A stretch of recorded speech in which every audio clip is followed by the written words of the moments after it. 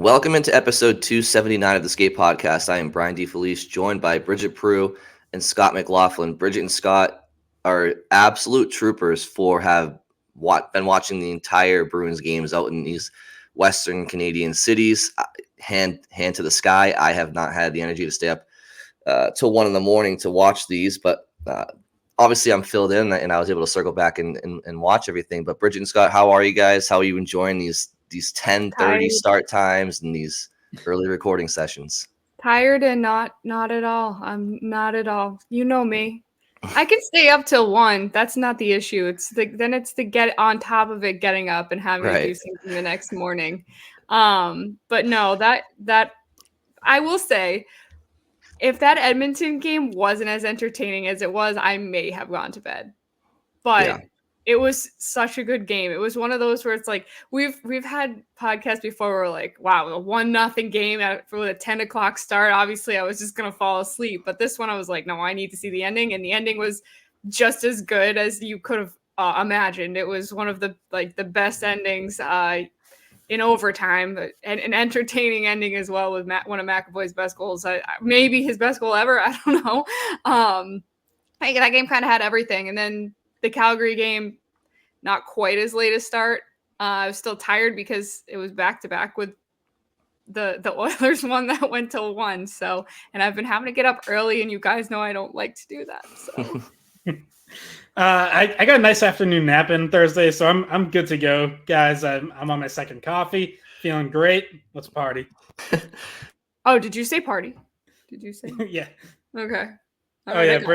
Bridget's got her party lights for people watching on YouTube.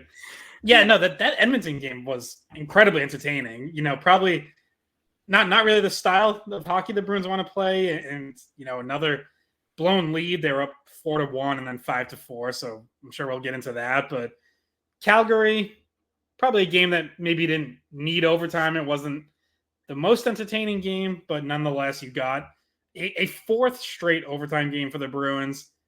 5 of their last 6 have gone to overtime, and they end up losing to Calgary. But unless you guys have anything else, we can get right into opening shifts.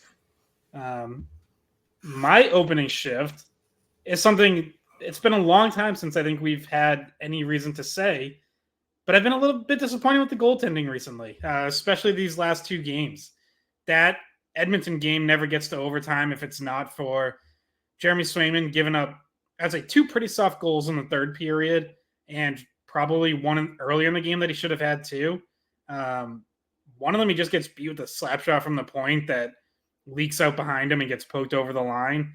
Another point shot that didn't look like he was screened, didn't look like he got deflected or anything, but he just gives up a juicy rebound, and Zach Hyman beats out Mason Lohrei to get to it and put it home. And then the Calgary game, I thought both goals that Linus Ullmark gave up were a little leaky too. One's, a good shot.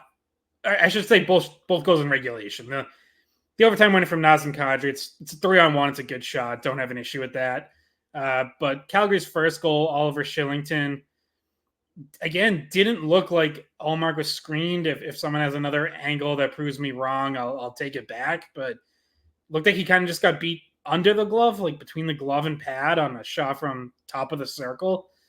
And then the second one, it's a chance in close. It's not an easy save, but it's still a rebound that leaks out behind him that he couldn't really control and gets poked over the line. So I think both of them since the All-Star break have not been at their best. We know their records aren't very good in that time. But that's really a team thing. But Ullmark, 907 save percentage since the break in 4 games. Swayman, 900 in 5 games. And I just think there's been a couple games like this now where they've let in 1 or 2 that you just expect them to usually have. And I'm not worried, bigger picture, and I'm not panicking and saying you have to trade one of them or anything crazy like that. But during a stretch where, the Bruins as a team have maybe needed a little bit of a pick-me-up, especially with injuries on defense, just a little bit disappointing that the goalies haven't really provided it.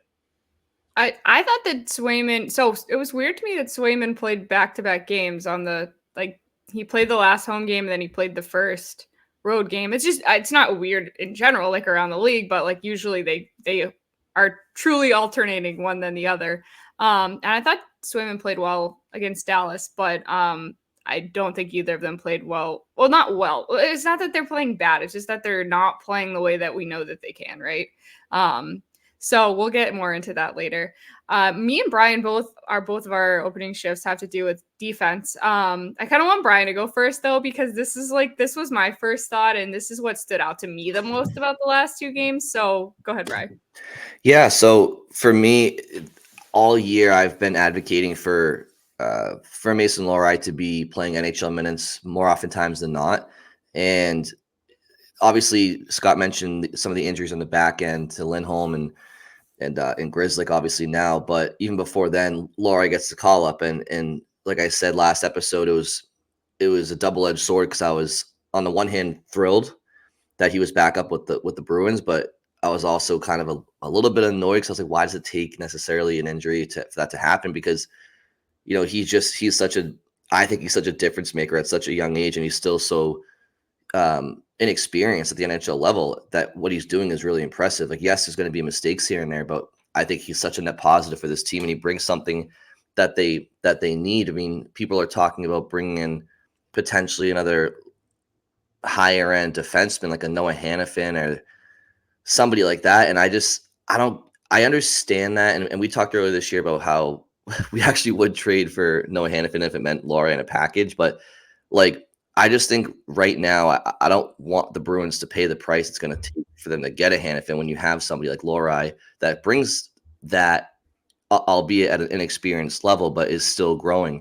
And just he had 3 assists against the Oilers in his first game called back up, and it was the first Bruins rookie to do that in, I think I want to say 6 years, and it was Jake DeBrusk in his rookie year to have 3 assists in a game as a Bruins rookie.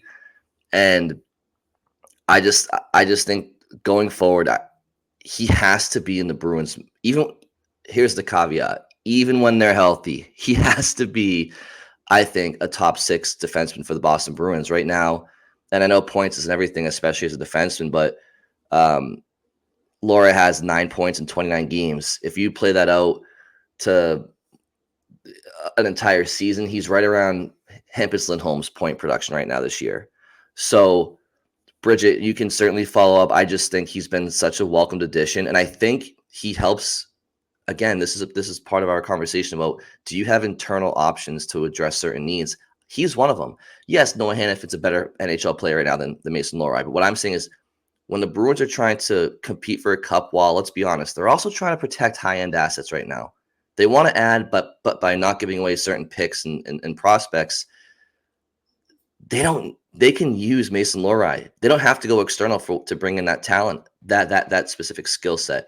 And obviously he's outperforming Matt Grzelcyk this year. And that's not even a knock on Grzelcyk. It's just subjectively true in what the Bruins are looking for. So I just think going forward, he has to stick around even through injury, or even when this blue line is healthy, in theory. You can't send him down after those 2 games. I'll tell you that right now. I was very impressed with him, especially against the Oilers. Obviously he had the numbers, but he played well. He played well in both games. So he was noticeable on the ice, not just offensively, defensively. He got stuck out there for like a 3-minute shift that I was like, oh, Bruins are getting scored on this shift. They've managed to not, and he was part of that. And I have a lot more to say about him because I think that in his time away, he came back noticeably better so far. It's a 2-game sample size, but if this is just how he's going to play now, then you don't even have the option to send him back down. Like you would get completely criticized if you're management and you sent him back down playing the way that he has the last 2 games. So it's been nice to see him back up, and it kind of goes to our conversation about how you need to see what you have before the trade deadline. And now you're seeing, okay, we knew we had him, but we actually didn't realize he was at this level. If this is going to be what he can do consistently, or at least like you still notice that step up from the first few, because every call up, he really has been better. One after the other, he comes back after going, and credit to him, taking the time in Providence and learning whatever he's had to learn and to make himself NHL ready quicker. And so, yeah, I agree with you, Brian. I also have more to say about that, but my opening shift has to do with the defense too. And another defenseman that has been playing really well since the start of the road trip is Charlie McAvoy. Playing confidently. That overtime game-winning goal was, I think it was his best goal of his career. I'd have to go back and like go through the McAvoy highlights, but there was one against the Sharks last year, if you remember, in Boston. He kind of went end to end, but besides that, I think you're right. Finish though, he's falling, like I don't know. It was just kind of crazy. It was a weird play, and it was like this weird tap pass from DeBrusk, and I don't know. He found a way to finish it, even though he was like sprawled out, falling face first to the ice. But anyway, that's not the only good thing he's done. He's been able, because Grzelcyk goes down in the first game, you once again are mismatching McAvoy with different D partners, and he plays with Weatherspoon, and he plays with whoever you put next to him, Lohrei. And I think he's such like a steadying presence that it just reminds you, we all know he's good, but it just reminds you he can pretty much lift elevate anyone's game next to him and not make them be in uncomfortable situations. But I thought that McAvoy has had a good last two games, just because these are the two we're talking about. Not saying he didn't have them before that, but it comes at a time where there are two injuries to Bruins defensemen. Grzelcyk took a slash to the shin, and he didn't play against Calgary. And Lindholm didn't make the road trip because he got injured in the last game of the Bruins homestand. So we're at a situation where, if you combine all of our takes together, you're dealing with some adversity, attrition with two injuries to key players, offensive, puck-moving defensemen, that you see Lohrei and McAvoy come in and step up in the absence of those two. Yeah, that Edmonton game, McAvoy ended up on the ice for 4 goals against, and I don't really think any of them were his fault. Like, that was very unlucky, but he still, he ends up with multiple points in the game, and that great overtime winner. He's got 40 points in 50 games now this season, which now, like, he missed some time suspension. He missed a couple games banged up. But on an 82 game pace, that would be 65 points. And, I know he's not really going to be in the Norris conversation this year because guys like Quinn Hughes and Cale Makar are just putting up crazy points. And then even Noah Dobson, Evan Bouchard, Adam Fox is kind of like the next layer behind them. But he's playing at that elite level again that, that we saw from him when he was finishing top 5 in Norris voting, that he never really quite got to last year coming back from the shoulder surgery. And even this year, earlier on, there was a little inconsistency at times, but he's been great recently.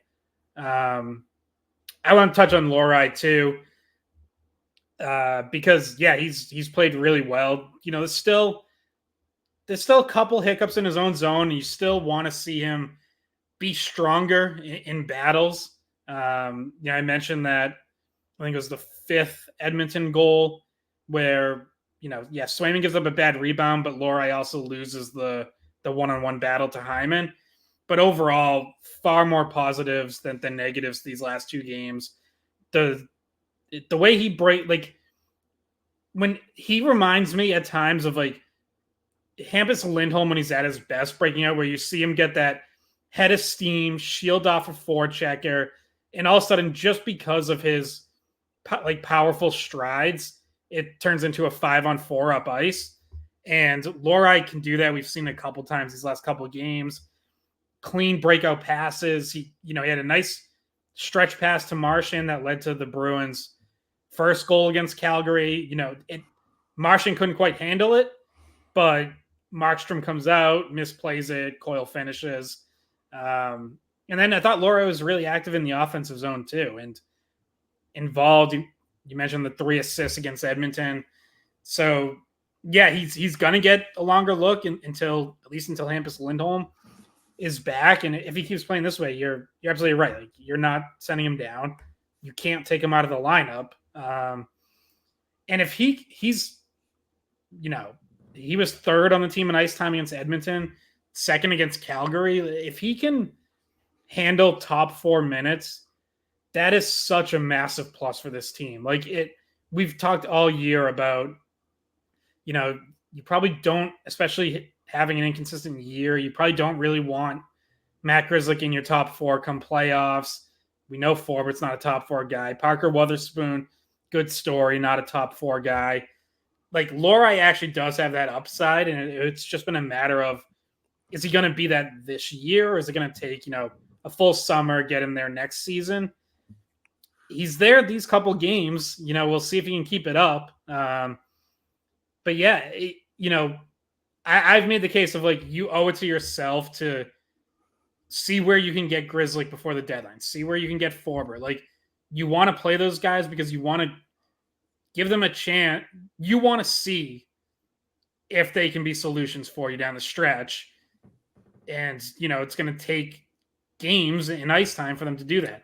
Well, the same thing's true for Lohrei. Like, you also want to see what you have in Lohrei before the deadline. And with all due respect to the great work everyone does in Providence, you're not really going to find out when he's down there. So now you get this, 2 weeks basically leading up to the deadline to see what you have. And if he looks like he can handle top 4 minutes, then all of a sudden that's not nearly as pressing of a need. And also it changes if you are willing to trade him in the first place. Like, it's like, well, we might have a new idea of what his ceiling is. Like, we might, or his value to the team this year, like in the immediate future. So it changes. Obviously, even the smallest thing, it feels like changes on a day-to-day basis, what the needs might be and what they might be willing to give up and trade. And it's just now it's getting closer. So we're just going to talk about it more and more. But I feel like the upside that Lohrei showed, like, what his ceiling could actually be this season, not talking about in his career, because in his career, who knows? Like, he could be an amazing defenseman. Like, his ceiling, we don't even know it, because it kind of feels like he's just scratching the surface, but he's also made big progress. So if he continues to play like this, you're going to have a negative reaction to sending him down or a trade package that involves him for whatever reason. Though, like we said, like, cap space wise, it still doesn't seem like there would be a trade to be made that's big enough that you would be sending out one of your top prospects, who, by the way, is like making a case that he's not really even a prospect anymore. He's like, no, I'm going to be on this team. I'm not,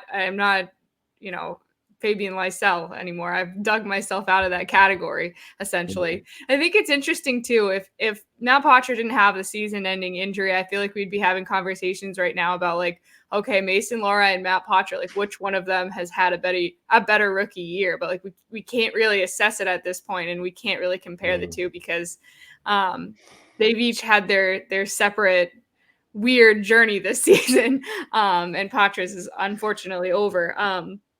So I think that positive sign for the Bruins in a year that they really didn't have the ability to add big pieces. They had 2 young guys come up. I mean, Beecher at times, and now we're seeing other players that they got for, bargains, I guess you could say, fill in roster spots, and it not really set the Bruins back the way that some people thought it might. It's the year of the late bloomer. Yeah. I think Lohrei straight up just has elusiveness, skating ability that you just can't teach. You just can't teach it. He has an ability to move the puck. Like I said, his skating, his playmaking. The ceiling is really high. I would argue that right now, today, he's a better skater because of his size, puck mover, and offensive player than Matt Grzelcyk is. And again, that's not to take away from Grzelcyk. I think that's true as we speak right now. And Scott, you mentioned, what did you say? There was a play against Edmonton where Lohrei got out muscled in front, and that's true. And this is not to absolve him from that. He needs to improve at that. But that can't be and this isn't what you're saying, but that can't be the threshold of what makes him being a Boston Bruin, because I see that happen to Matt Grzelcyk all the time. And people say Grzelcyk is a starter when they're healthy. People will say he's a top defenseman or a top pair defenseman at his best. I see it happen to all the Bruins defensemen. So I think that kind of brings me back to this question. And before I say this, like, it was also very encouraging to see Mason Lohrei keeping up with staying on top of Connor McDavid in the few times that they were in one-on-one coverage, or he was assigned to him for a minute. Like, that's a long way from playing against the Hartford Wolfpack. Like, that's really impressive. It's and so as far as you could get. it's as far as you can get. And so, Scott, I'll ask you this. Earlier this year, Bridget and I were at this place before you were, and I'm not here to say one of us was right or one of us was wrong, but our stance was that even earlier this year, we thought that there wasn't that Lohrei was such a good talent. I think that we thought he may have been better off developing at the NHL level on the fly, because there was only so much that the A could do for him already.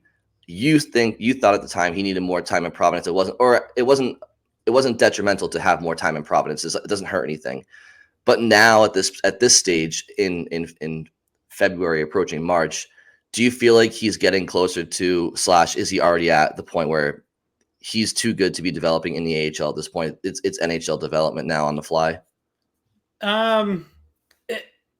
If he keeps playing like this, I definitely want to keep him in the NHL. I wouldn't go so far as to say like there's nothing else he can learn in the AHL. I mean, let's remember, not only is this his first NHL season, it's his first full professional season, period. So I especially for a defenseman, there's always more you can learn in your first year as a pro. So whether that's at the NHL or AHL, I still like. I think if he ended up back in the AHL, which again, I'm not saying that can or should happen. I still think there is more he would learn there. I still think it would be beneficial. But I kind of break this down into, this is like his third, we think, longer stretch up this year. So obviously he started the season in the AHL. There's been 2 other stretches where he got sent back down. And I thought the first time he got sent back down, which was like right after Thanksgiving, I thought it was the right move, because I thought his defensive struggles that first stint up in Boston, to me, outweighed the offensive flashes.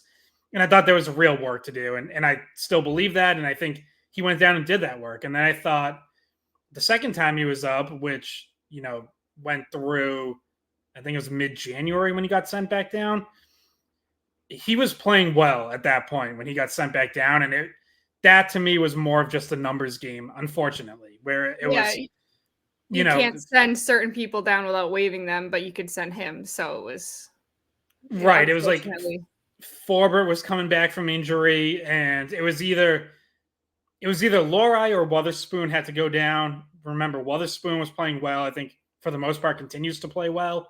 And Wotherspoon, you would have run into a waiver issue. If not, then certainly the next time he got called up. So that made sense, just because sometimes the numbers just aren't on your side. You're the guy who can get sent down without waiver worries. So, tough break. He didn't deserve it, but I didn't think anyone deserved it at that point. So yeah. And by all accounts, he went back down to Providence and played really well. I think he was like a plus 9 in 11 games or something. And it was almost a point per game down there. Did miss some time with that injury where he got his thigh cut by his skate. He said he had to get 20 stitches. So he looks good. He looks like, I think every time he's come up, he's looked better than the last time he was up. So if that continues, then no, he should not be going. I know it's gonna create a numbers issue again, but you're in the stretch run now, so you have to ice your best lineup. Like, this isn't mid-season. You can play the game. You can give guys time, whatever. Like, by the time Lindholm comes back, you're gonna be 5 weeks out from the playoffs. Like, it's time to play your best lineup. And right now, Lohrei looks like someone who would be in that lineup. Yeah, and like him going down to Providence, you can tell he improved since the last time we saw him, even though he wasn't playing bad. Like you mentioned, Scott, he's playing even better now. In the small sample size, albeit just 2 games, but if he went, would he have been at that point if he was in Boston? Maybe not. I don't know. It definitely did not hurt his game. In fact, he came back improved. So, but that's still Brian's question. Still is, would that help him now? And I think we all know the answer is it doesn't help. If it doesn't help the team, it's probably not helping him either. So, they both probably need the same thing, which would be to keep him up, especially with those injuries. And it does create another numbers problem if you think about it, because first of all, they're not going to want to waive Wotherspoon, so I don't think that's happening because he's going to get picked up if they waive him. At this point, after he's been up for a while, kind of started establishing himself as somebody that could be useful for he. It's not like teams aren't missing players. Like there are teams that could be better missing a guy like Wotherspoon, what he's been for the Bruins this year. So I don't think he's getting waived and sent back down. Maybe it comes in the form of a trade, trading one defenseman out, getting a forward back in, or so. It's remains to be seen what they do in trades. But something that are we done talking about Lohrei? Okay, so something that Scott threw off the cuff a few minutes ago was it's the year of the late bloomers, and what he meant is the Wotherspoons and the other guys that have been called up recently. So Richard, Brazeau, Wotherspoon, those guys. Even Lohrei, like in terms of his development, it's not like he's not 19 like Padre. He's 23. Like he was a late bloomer developmentally. Some people, Scott, want to go to college and get a degree. He was 21-year-old freshman in college. Oh, okay. That's my bad. I didn't realize he was that age. That's how old I was when I graduated. But occasionally I'll broadcast a game. Like I broadcast a game a few years ago when I was 26, I want to say. And there was a guy that was my age playing for Providence. And I was like, that's interesting. I've been out of school for several years. School for 5 years. What are you doing here, bro? We're supposed to be out by now. But no, you're right in terms of age, but in terms of time. Listen, if you can do the 7-year college plan, might as well. Best time of your life. I did a 3-year college plan because I just wanted to get the hell out of there. Not to diss my college, but I was gonna say that's just a product of going to UMass instead of being. No, I didn't. It's not that I didn't like UMass. I just was over it. Going to 8 a.m. classes. Does that sound like something you think I'd want to do? I remember being in the middle of freezing cold Amherst. I was I remember walking to class in 2-degree weather. I was like, nah, I'm out. What did I do? I moved to North Carolina. I remember being a freshman in college at Merrimack and walking around campus, and I walked into my first economics class, and I thought it was my professor because he looked like he was 45 with a beard, and he's like, "Oh no, I'm on the hockey team. I'm a freshman too." What? I'm like, I'm a 93. I'm a 93. When were you born? He's like, "Oh, 84." Okay. No, I'm just. You're exaggerating. I'm exaggerating, but in all seriousness, to your point, when I was a senior, the incoming freshmen were my birth year, though. There are if you go to this is we're totally off topic now, but if you go to College Hockey News, they have the average ages of college rosters, and there are teams where the average age is 22, 23, and you're like, wait a second, hold on, wait, most kids graduate college at 22. Right. And that's the average age of the hockey team? Right, exactly. But we digress. So Bridget, to this point that you bring up, I've loved the small food court sample size of Brazeau that we've gotten so far. It's not just that he has size, but he can play too. I mean, he was a point producer in Providence. You can tell he can handle the puck. He's smart on where he goes on the ice. Is his foot speed not the fastest in the NHL? No, but that's okay. There's plenty of players that play his role that big bodies that aren't the fastest players, but he's got long strides and he gets to where he has to get to. And I just found it to be so refreshing to see a Bruins forward on the ice that was like, I mean, Darnell Nurse he's a really big physical defenseman for Edmonton, and Brazeau is just like towering over him in front of the net, and it was just a very welcoming sight. It's like I'm watching Brazeau and I'm picturing him in a playoff series, and I like he has a lot to prove before we get there. I'm just saying, in theory, I just like the idea of having that guy in your team that has that size but can play.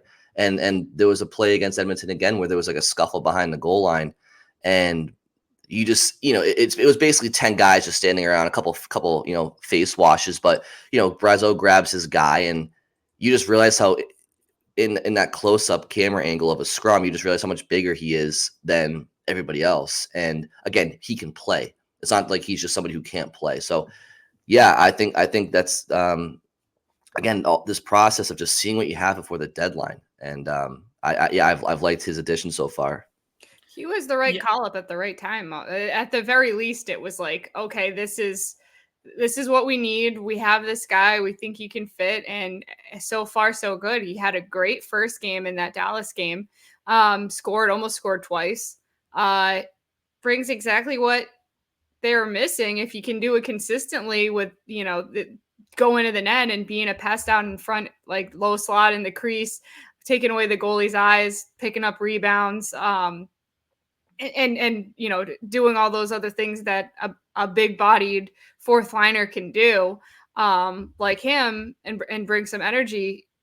He seems like the right fit for that line. And we were talking about this a little bit before we got on. Like, is he the actual solution for the whole season? We don't know, but there's reason to be optimistic that he can stick and do some things that other guys haven't done for the Bruins yet this year. And that includes, Lauko, Steen, who already got sent down, cleared waivers. But I do want to mention this before we continue the conversation about Brazeau, because I have more to say, but he didn't play against Calgary because technically, like, he was sent back to Providence, but only on paper he's still with the team because they had so many different transactions and it was a numbers issue. But Scott, if you want to touch on that a little bit more before I say what I want to say about that fourth line. Yeah, so the Bruins had game time decisions Thursday in Calgary. Matt Grzelcyk was considered day-to-day, wound up not playing. I believe Shattenkirk is also in kind of a day-to-day situation. I think Billy Jaffe and Nesson kind of hinted at something there. So they had 8 defensemen on the ice for warmups, and Lindholm still wasn't on injured reserve yet.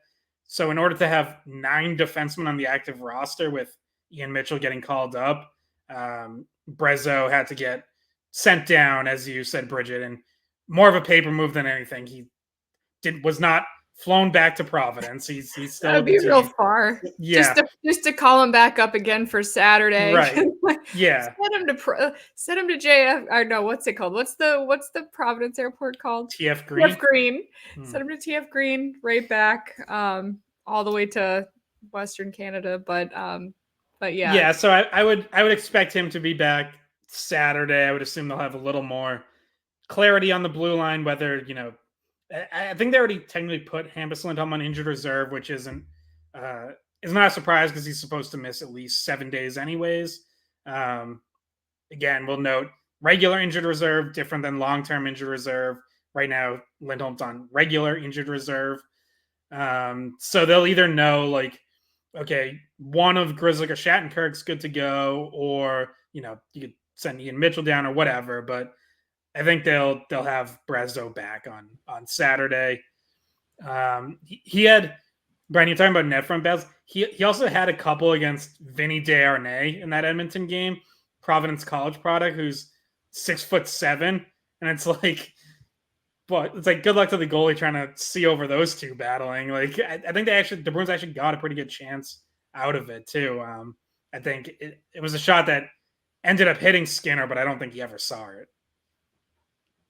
Yeah, And so my point to Brazeau, I hope we see him again against Vancouver, which is the Saturday game, and or at least on the road trip again at some point, but preferably as much as possible, right? Because I wanted to bring this line up to you that was put together in the Oilers game, which was a fourth line of Frederic, Boquist, and Brazeau. And watching it, something in my mind clicked and it was like, this could be a really freaking good fourth line. And we've talked about how Frederic could be in your top six. But that line, like, if you have somebody who's a middle six guy or even a top six guy, like on your fourth line, your depth is you're looking that's a sign like, okay, we have the right kind of depth to make a playoff run. And I thought that line had a lot going for it in the game against the Oilers. Brazeau's size, net front presence, Frederic's forecheck energy, playmaking, defense. Boquist has been playing better too. And the dynamic of that line was kind of this like overwhelm you with some size and some speed.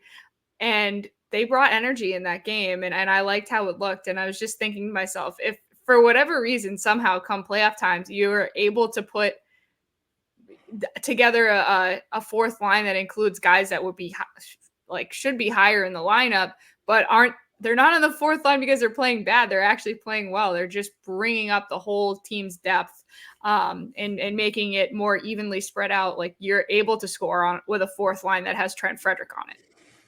Yeah, and you want to call them a fourth line or a third line? It's because in that situation, who's the third line? Geeky, Van Riemsdyk, and who else was that? Richard, I think. Richard, right? So it's like I'm not gonna sit there and call that a superior line than the quote unquote fourth line that you mentioned, Bridget. But I think it just illustrates like call whatever line what you want. Like roll out forward lines that are a great combination or the best combinations and label it the way you want, and just disperse the great news about those lines is you don't have to hide a fourth line in that situation, right? A lot of teams hide fourth lines and give them limited minutes, limited matchups. In that situation, you roll four lines, and you don't match up the Frederic line against the other team's fourth line. You can match them up against another team's third line or a second. Doesn't matter. Like just look at it like having just four different trios of lines. Obviously, the Pastrnak and the Marchand lines, those are your top two lines if they're on separate lines, obviously. But the point I'm trying to illustrate here. And yeah, I think like you're right. That line has size. It has protection. It has finish. It has some grit. It has some finesse and some speed with Boquist. And I don't mean finesse as in Boquist is out there scoring a bunch of points. I'm just saying he has more, puck handling ability, I think, than like maybe a Johnny Beecher at this stage. But that said, like I'd also like to see what maybe Johnny Beecher looks like. That if he's the center of Frederic and Brazeau, that's a lot of size on an NHL line. Maybe that's something worth looking at. Has Richard or Lauko have they or Boquist for that matter, have they penciled themselves in as everyday players? Not necessarily. I think where I currently stand is I'm starting to get more satisfied with the Bruins integrating of players down in Providence we think could help them. And I think they got to figure out what they want to do with Beecher. I think ultimately in the playoffs, you'd have to try to, is he on the roster as an extra forward come playoffs, or is he in Providence? Like, I don't know. They have to figure him out. But so they got to figure out Beecher, and I still kind of want to see them give Lysell a couple of games still. But besides that, I think they're starting to now see what they have for different combinations, and that's all you can really do, especially as the deadline approaches. Yeah, I was gonna say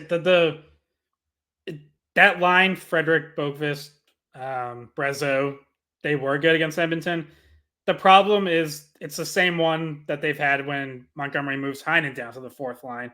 It just creates a hole elsewhere. And, we saw them try Anthony Richard with whether it's Geeky and Van Riemsdyk or Geeky and Heinen. And then you saw Jacob Lauko get a little time on the quote-unquote third line in the Calgary game.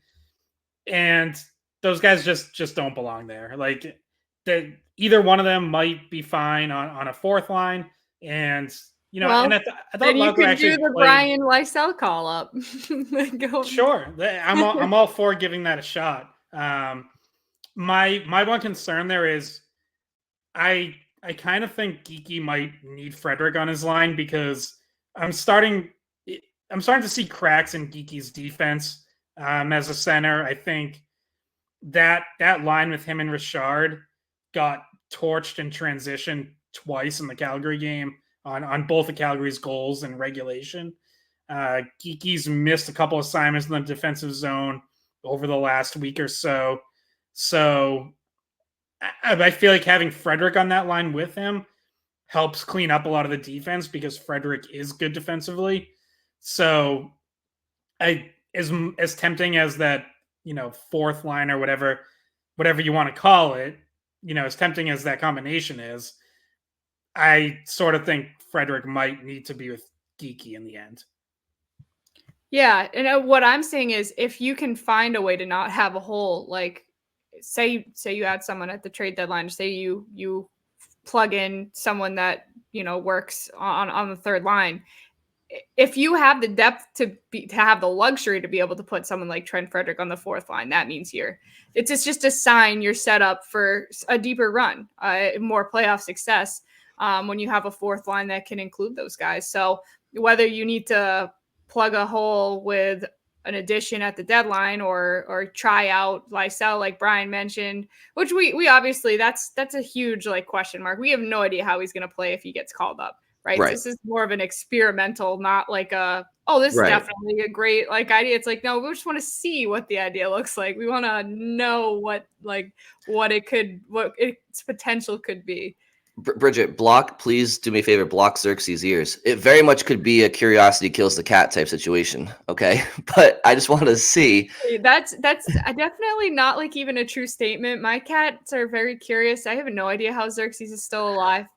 Somehow, I don't know. He must have more than 9 lives. That cat. Yeah. That cat once bit my shins when I was deadlifting a barbell and he bit my shin and I dropped the weight and I almost killed him. It was his fault. See, that's the type of agitation that you want in a playoff series. That's why I've said it before. I think he would be a good fourth liner for this team. I really do. He does. He could play for the Lions. Dan Campbell, bite some kneecaps. Yeah. Topper. No, when Bergeron got bit, but that didn't work out super well for Vancouver. But Burrows, maybe he's comes from the same vein. But anyway, yes, curiosity. That's all it is. It's not. This is not me or anybody, but I'll speak for myself. This is not me saying that bring up Fabian Lysell. He's the answer. It's literally let's just see what you have in the player. I mean, you drafted him. He's been developing down in Providence for a couple of years now. And I want to say he's 21 already, or he's vastly approaching that age. So let's just see if he can fill a void for this team right now. Let's just see. And if he's not ready, he's not ready. But let's just find out. And again, part of my motive here is because the trade deadline is weeks away. So it's why go out and the Bruins, the elephant in the room here is we all know the Bruins don't have any cap space and they don't have any draft collateral to give away. And even if they did, do we want them trading away first round picks, even if they had them right now? And your highest prospects are Lysell and Lohrei. So it's like Andrew Raycroft on our show will tell you that he would, if he had more first round picks, he was basically never even use your first round pick to draft someone. Just use it to trade. Right. His whole philosophy is if you're good, you're getting a late first round pick in the 20s and you're much better off just trading it and getting someone that you actually want. Where was David Pastrnak drafted? Yeah, true. That was, it depends how high you're going to be drafting. His point's valid. It's just not, eventually you got to draft he's saying that because the Bruins drafted McAvoy 14th and they drafted Pastrnak. They have those guys, but at one point, and they drafted those guys while they were good. The Bruins have been competitive for the last 15 years. So I don't know. At the end of the day, I guess what I was trying to say is like they don't have the cap space, and they don't have the assets. They don't have the greatest assets to be active at the deadline. So it's imperative that they see if they even need to address certain things externally. Let's find out if you do. If you do, okay, let's find a way to bring somebody in if you need to. But let's just see if you even need to. Do you need to bring in a Noah Hannafin if you think Mason Lohrei can fill in internally and provide what Hannafin provides in part, right? And with a guy that you have team control over for a long time versus Hannafin having only a few months left on his contract. Do you have to spend draft collateral on bringing in a middle six forward if Fabian Lysell gets a chance and he pops? Do you have to spend draft collateral even if it's like a second or third round pick for Patrick Maroon if Brazeau is the guy with size that can play? Like, these are things that just, if you have to spend externally, that's fine, but make sure you have to, is all I'm trying to say. Yeah, I'm with it. Like, you definitely need to know what you have internally. I still think, push comes to shove, getting to the deadline, like, Bruins are going to need something. I guess I'll put it this way. I don't view them as like a true legitimate Stanley Cup contender without some sort of addition. But in fairness, like, I wouldn't have thought the Florida Panthers were a legitimate Cup contender at this time last year or even down the stretch, and they end up in the Cup finals. So, if it's a year where you ride it out with what you have and hope it's good enough and see what that gives you to build on going forward, like, I think that's what we all kind of thought this year was going to be from the start. If it ends up that way, I'm not going to be like massively disappointed that, they didn't trade a first round pick for an upgrade at the deadline. But when you end up near the top of the league in the standings, naturally those expectations shift and fans justifiably start to view you as a Cup contender and start to talk about what you need to do to win a Stanley Cup, and not just, build towards the future and give some young guys a chance and go with that. So I think, if they don't do anything, like, there's going to be disappointment, and I think it would be understandable. I mean, if they called up Lysell and he popped as a middle six forward, let's just say hypothetically, best case scenario, and and Brazeau is a guy with size you wanted, and Lohrei is, playing like a top four defenseman, even if all those best case scenarios happen, what I don't think they have internally right now, which they would have to get regardless, one deadline need I think they definitely need to do regardless is a third pair defenseman that could be a team's second pair potentially, but like that's like a Jacob Middleton. We've talked about him, and I every podcast we bring up his name, and but somebody like that where they make you pay the price in front of your net to get open. They're tough in the corners. They're just tough to play against, hard nosed. That Parker Wotherspoon's great. I for what he's been, I like him. I still think that guy they need to get externally. Regardless, they have to get somebody on their blue line, I think, in a third D pair role that's just miserable to play against. I think that has to happen regardless.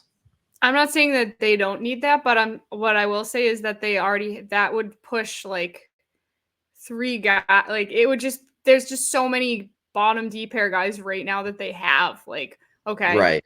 What happens to any of Shattenkirk, Forbert, Wotherspoon? Like, what happens to Lohrei? Does that push him back to Providence? Like, just in terms of the numbers game, you might want to add someone like that, but it might be at the detriment of having to send Lohrei back down rather than anything happening to the other guys. So that's the problem. Yeah, someone would have to go. Like, you're trading away Grzelcyk or Forbert, right, whether it's an actual trade or just a salary dump. Yeah. Or it might have to be Wotherspoon going, getting waived. Like, at some point, like, you can't just keep adding bodies on the blue line as a roster limit. Along these lines, since we're here, I did publish on Thursday on weei.com 10 defensemen the Bruins could target. And I broke it down into top pairing, second pairing, and then third pairing / depth. So we're not going to run through all 10 of them, but people can check that out if they want. But kind of along those lines, another guy like that, Nick Seeler in Philadelphia, someone I really like. Pending free agent, along year of the late bloomer, another one. He's 30 years old, having his best season. But real tough as nails guy, and only makes $775,000. So that's actually a really easy salary to fit. The Flyers are in a weird spot where they are a playoff team right now. They're third in the Metropolitan, but all the reports are they're still more focused on the future than the present. They also have a logjam on defense. I think they have 8 defensemen on their roster right now. They traded for Jamie Drysdale, obviously the big Carter Gauthier trade. So they have a couple pending free agents on the blue line, and it sounds like they're open to moving one of them. So if whether it's Nick Seeler or Sean Walker, he's a different kind of defenseman, but I really like him too. He's a right shot, so a little different game or type of player, but that's another place to look. If they identify the right guy and they bring him in, obviously, I mentioned bringing in somebody on that third D pair under the assumption that they can fit, right, and that does mean moving somebody out. So if they can identify the right guy, and that means getting rid of Grzelcyk, or sending Wotherspoon down, or getting rid of Shattenkirk, or maybe even Forbert, any one of those guys, if any of those guys have to go to bring in the right fit, the right player, I'm fine with. I'm not fine with the casualty being Lohrei, but besides that, they'll have to figure it out. But I'm just saying that's where they need an upgrade. They need an upgrade on the third D pair. That's the best way I'll describe it. I see that Chikrin made the list for you again, Scott. Chikrin is every single trade deadline. It's like Chikrin trade rumors are back, baby. They're back. see, I don't. Yeah, I mean, he's an example of. I don't think he makes them. Does he make them better? Sure. I mean, but yeah, I'm out on him. I'm out on Hanifin. I just think the cost to acquire those guys. I don't think the Bruins should be willing to part with what it would take, especially when you have somebody like Lohrei that can fill those roles. I mean, yeah, there's some good names in that article, Scott, though, that you bring up. Matt Dumba has kind of fallen off a little bit. I like Brian Dumoulin as a third pair D guy. I mean, Chris Tanev, I think somebody's gonna really overpay for him. I think he's gonna cost a first rounder. And Scott, you mentioned in the article he's a second D pair guy. He's also from.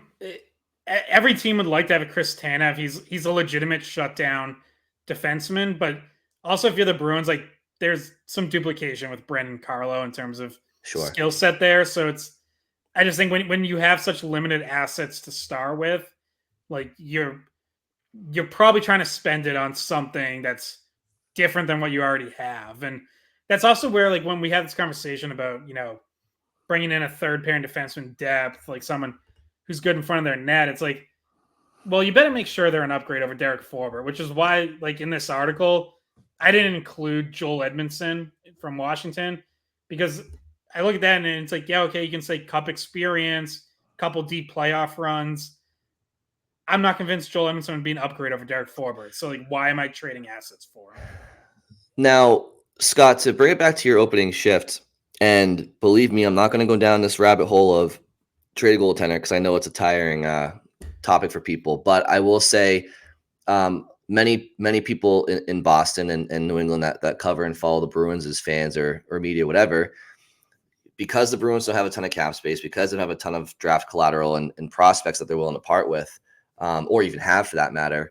Again, it's if there's a hockey trade to be out there, it's got to come from a position of strength, which is maybe goaltending or whatever, some left side D, or if somebody wanted to entertain trading DeBrusk. I think all of us here on the same page. I think Bridget, you've mentioned his, what his ceiling is. It's a point producer and a scorer, and Like if he's on his game, you need that. That's And what he could do against Edmonton. exactly. The Edmonton game. Like that was a great game by him, and we know he can do that.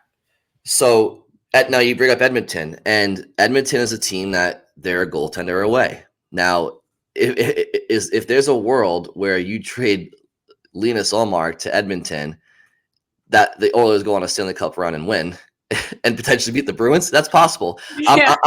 I'm being facetious, but I guess what I'm trying to get at, Scott, is your opening shift was that the goaltending has been struggling a bit post All-Star break. Where's your thought process on how the Bruins should address their goaltending going forward? Is it just stick to the plan that's been the plan for the last 2 years? Are you losing a little bit of confidence in this goaltending tandem thing? Like, where's your mind at? And obviously, I think you guys, I'm a little bit more open-minded to it than you guys probably, though I think we're all in the same camp. Like, nobody's trading a goaltender. But what's your thought right now? I mean, I think I've always been open-minded to it, but my thing is you better be getting an absolute haul. Like I have I've always been on it. Like I have zero interest in trading a goalie just for the sake of freeing up money or, whatever, like turning around, getting a second liner. I'll keep my 2 elite goalies in that case. And again, I know my opening shift was they're both struggling right now. Ultimately, I think they're going to be fine. I think they're still 2 of the best goalies in the NHL. If someone wants to give me a crazy return and whatever that might be, say it's a first round pick and a roster player or whatever, sure, I'm open to it. But I don't think that offer's been out there. I don't think it's going to be out there now. So I don't think it's out there. But what good does a pick do to the Bruins right now? Like, well, because then you have a first round pick to go spend on a top 6 upgrade or top 4 defense. True. I guess where the value comes is that you flip it. Right. I mean, exactly. No, to be clear, like I'm not selling. I'm not interested in accumulating picks to hold on to them. No. I would take picks to turn around and go make another trade. Yeah. And I'm sure people listening will be like, "Oh, Edmonton's a goaltender away, so great." Well, but it's like, why would you why give them one of your strengths? Like I think Edmonton's probably just riding it out with Stuart Skinner anyway. It's like he's been better the last couple months. Wednesday, notwithstanding, because I thought he was rough against the Bruins, but that for better or worse, they're probably just riding with him.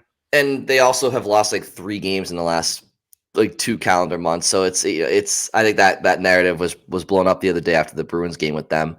But I mean, we are all again, unless we were blown away, I'm not. None of us are interested in the goalie trade talk. I guess I was more curious, Scott and Bridget, about your feelings on Swayman and Ullmark's usage going forward. You think should we still be more or less 50-50?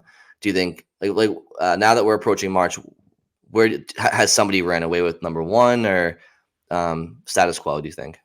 I'd stay status quo. I know that's sometimes I give the unsexy answers, but no goalie trade.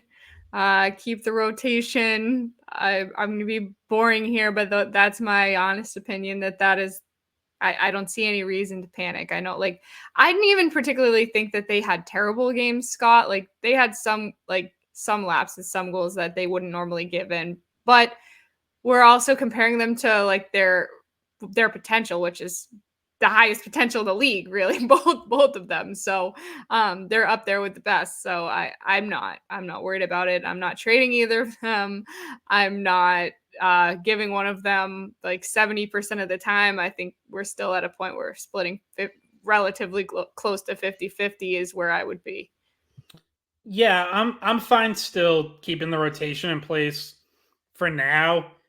I've said all along, if one of them pulls away down the stretch and is outperforming the other, then I'm fine with riding that goalie. I'd be fine with riding that goalie in the playoffs. But if you rotate them and they both get back on their game and are playing at a high level come playoffs, I still like the idea of rotating the playoffs. All I want to do in the playoffs is whatever has been working for you, continue that. So if Ullmark struggles down the stretch and Swayman's playing great, then ride Swayman. Then he's my guy. But if I'm rotating down the stretch and they're both playing well, then keep it going in the playoffs this time. Don't do what you did last year. Don't try to ride Ullmark for an entire series when he didn't start 5 games or he might have once in like November, but like he went 5 months without starting 5 games in a row, and now you try it in the playoffs and it throws everything off. And like, never didn't like that at the time last year. Didn't like it in retrospect. Wouldn't like it if they did it this year. Yeah, I think you just gotta. You can't really have a definitive answer on this question if you're the Bruins until, as you mentioned, Scott, down the stretch. Like, see how they're both playing in the back half of March into April, and if somebody's letting in a couple of leaky goals, I don't think that the goalie platoon should be on the table. But if they're both playing lights out, then sure, go for it. So it's going to come down to the goaltenders, honestly, and do they both give us the confidence, or the Bruins the confidence, I should say, to rotate them in the playoffs. So any final discussions? Maybe a couple, who's up, who's down, or anything else we didn't get to? I feel like we kind of mostly covered who's up, who's down. I don't know, unless you guys had anyone else that do you want to speed around it? I think that, yeah, like we mentioned, Lohrei way up, right? Scott, you mentioned Geeky down. I think Boquist up. I think Brazeau literally was called up and has stayed up, and so yeah. And then you'd say goalies might be down a little bit. I think Boquist is an up that we didn't really talk about that much, but I think he keeps getting more and more opportunities. I mean, he's been playing in overtime. He got a chance at the shootout. Granted, it went 9 rounds, so you had to start sending some other people, but Marchand's an up just for continuing to play well, plus his 1,000th game, and in that 1,000th game, extending the shootout. I think McAvoy, again, a constant up for the most part, but I think the Bruins were in a bit of a tough stretch in the win-loss column, and he gets the game-winning goal in the shootout against Dallas. He gets a game-winning goal in overtime against Edmonton. Again, just playing strong hockey, and so just being a leader and helping catapult the Bruins into feeling better about themselves in the win-loss column. By the way, I didn't get to say this earlier, but Lohrei also rang the post in overtime against Calgary, and that would have ended the game. And then, like, immediately the other way comes Nazem Kadri and scores. It was like one of those letdown feelings where it was like, oh, we were so close, like 3 times. And Lohrei almost ended it, and it was almost, the full points for Boston through the first 2 games. Yeah, they had several great chances to end it. McAvoy had a 2-on-1 where he got denied. Then he said, like, seconds later, he set up Boquist for a one-timer saved. Lohrei hitting the post you just mentioned. And then we haven't talked about this, but I am curious what you guys think, that the 2-on-0 right before Kadri's winner, where Pastrnak decides to take the shot himself instead of passing to McAvoy, and clearly is trying to beat Markstrom 5-hole. Slow-mo replay looks like it was open for a split second, but Markstrom closes it. But I know, I saw a little bit of criticism of that online, that he should have passed it. I don't know if, personally, I'm going to trust the 60-goal scorer and what he sees, but I don't know if you guys had any issue with that. No, well, it's easy to be a Monday morning quarterback, right? Because if Pastrnak scores that goal, nobody's saying anything. I think that play in particular, it was more or less it was 2-on-0. It was 2-on-0. Yeah, like Kadri was just about getting back to like maybe take away the pass, but he wouldn't have. It was a 2-on-0. So I think between the two of their skill sets, Pastrnak and McAvoy, I think that backdoor pass is executed and finished 9.5 out of 10 times, if not 10 out of 10 times. That said, putting the puck on that is never a bad play. I think this is like the one circumstance where it's like it's even questionable. But what I can say is, if Pastrnak does not shoot that puck and he tries to pass it to McAvoy, and for some reason it gets into McAvoy's skates, or Markstrom poke checks it, or whatever happens, and there's no shot on goal in that situation, the criticism would be 100 times bigger online and offline than it was. So it's a whatever play. I thought it was kind of a toss-up what he should do. And then obviously it's probably in his own mind was going back and forth 100 miles an hour. Do I pass? Do I shoot? Do I pass? Do I shoot? And it kind of almost ended up being like a pass off pads. If you look at it, it almost worked out where it like popped back out to play on the opposite side. But the problem is when you get it off pads and there's a rebound like that, it's also really easy for Calgary to turn it right up ice for a 3-on-1. Yes. And we've talked about overtime situations where you turn Brian, I think you're muted. Oh, sorry. I was just gonna say, but the irony is that Kadri scored by shooting the puck, right? So it's like on the one hand you can't be like, oh, Pasta, pass it. I know it's a 2-on-0 and McAvoy was backed over. It's like then Kadri goes down and does the exact same play but finishes. So it's never a bad idea to shoot the puck. So, and yes, Scott, he's the best goal scorer in the world, not named Auston Matthews, which by the way, non-Bruins take, but I mean he's on pace for 70 plus goals, 6 hat tricks this year. It's preposterous. So David, absolutely nuts. David Pastrnak, I think, has 6 career hat tricks. I think. No, and he has more than that. Does he? I think he's in double digits. Well, we can confirm that. But Auston Matthews has 6 hat tricks this year alone, and they still have like 30 games to go. That's insane. First round exit? Insane. No, yes, no. Think he's scoring one in the playoffs? They still don't have. I mean, their defense still sucks, and their goaltending is iffy, but they can score. They can definitely score. Yeah, he can score. Yeah. It's kind of funny, like when we talk about even just it comes up in conversation over the past few weeks or the whole season, really. Like when we're talking about teams that the Bruins are going to have to like add trade deadline pieces in order to go up against. Like we tend to be talking about like Florida. We never really even bring up Toronto. I know. I'm still not all that worried about Toronto, to be completely honest. But obviously they have the offensive firepower. I just think they have the same issues they almost always have: defense, depth. Still don't trust the goaltending. By the way, Pastrnak has 18 career hat tricks. What? Yeah. A little more than 6. Wait. Hold on.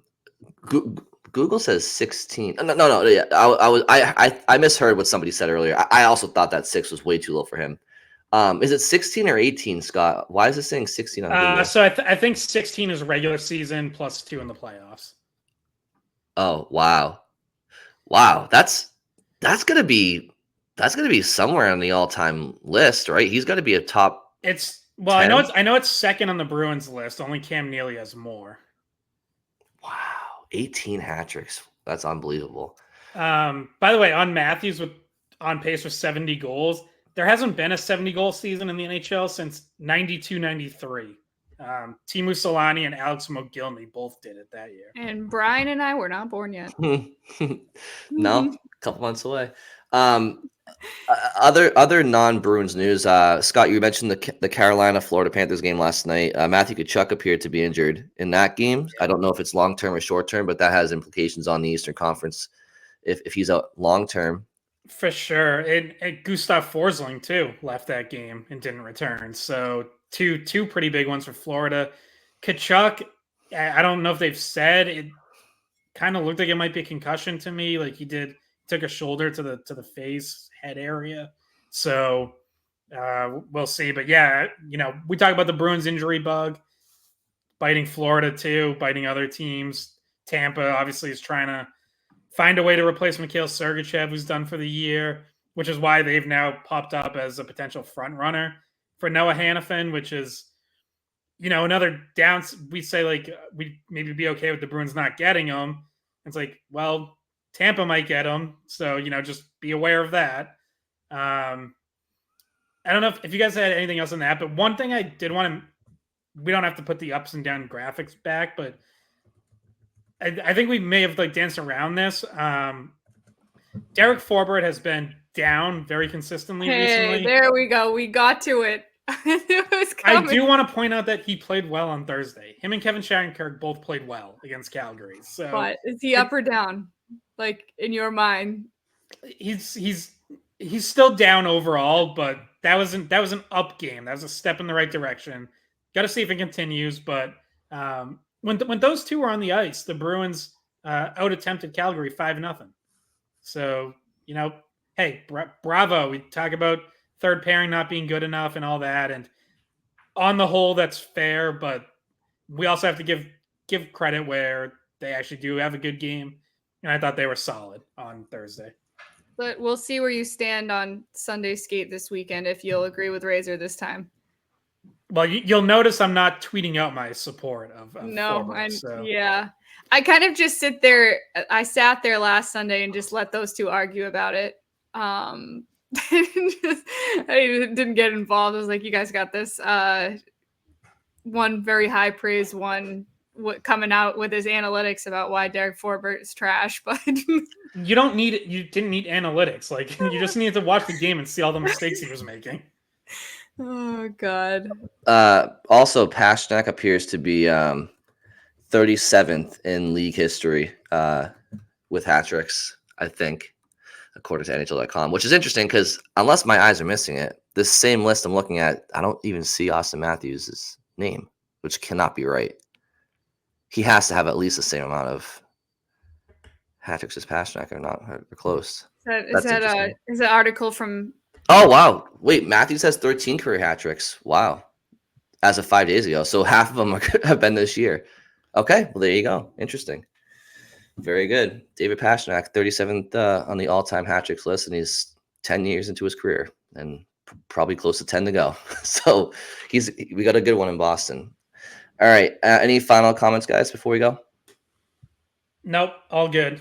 All right. Thank you all for listening. Have a great weekend. We'll talk to you on Monday. Hey, guys. Thanks for watching the Skate Podcast. If you want to see more of our videos, visit our playlist. Not in front of a screen? You can listen to us on Spotify, Apple Podcasts, or wherever you get your podcasts. Don't forget to follow us on social media. And if you enjoyed this video, please don't forget to give us a thumbs up, subscribe to our channel, and leave a comment.